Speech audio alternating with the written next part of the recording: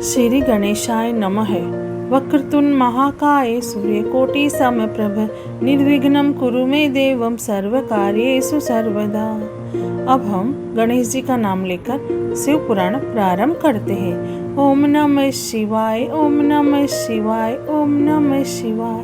भोले बाबा को, शंकर भगवान को कोटि कोटि प्रणाम। शिव पुराण में श्री रुद्र संहिता के तृतीय खंड में 9वां अध्याय प्रारंभ करते हैं। पार्वती का स्वप्न।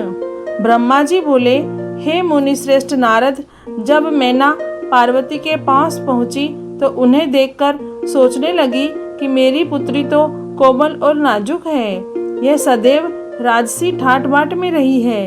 दुख और कष्टों को सहना तो दूर की बात, इनके बारे में भी यह सर्वथा अनजान है। पार्वती को उन्होंने बड़े ही लाड और प्यार से पाला है, तब कैसे मैं अपनी प्रिय पुत्री को कठोर तपस्या करने के लिए प्रेरित कर सकती हूँ। यही सब सोचकर मैना अपनी पुत्री से तपस्या के लिए कुछ नहीं बोल सकी।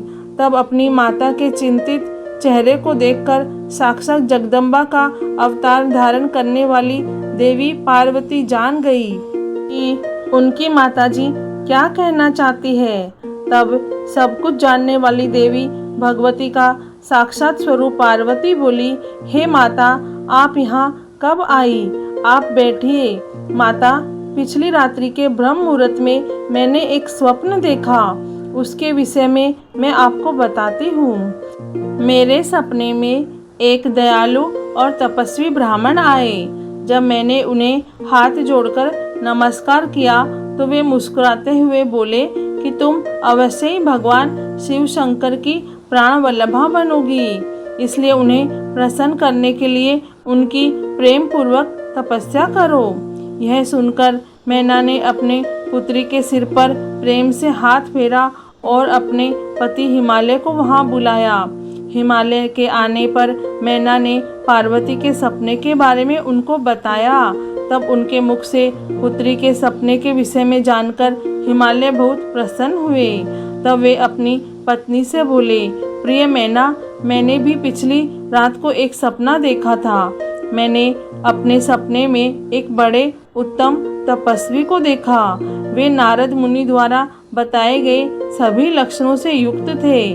वे उत्तम तपस्वी मेरे नगर में तपस्या करने के लिए आए हैं। उन्हें देखकर मुझे बहुत खुशी हुई। मैं अपनी पुत्री पार्वती को साथ लेकर उनके दर्शनों के लिए उनके पास पहुंचा।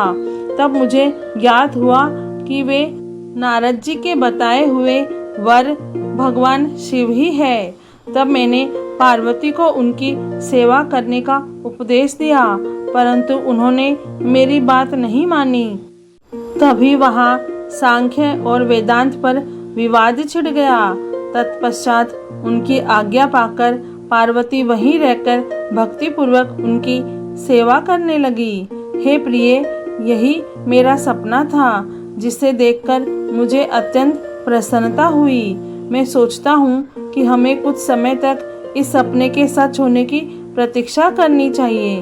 ऐसा कहकर हिमालय और मैना उस उत्तम सपने के सच होने की प्रतीक्षा करने लगे। शिव पुराण में श्री रुद्र संहिता के तृतीय खंड में 9वां अध्याय पूर्ण हुआ। ओम नमः शिवाय, ओम नमः शिवाय, ओम नमः शिवाय।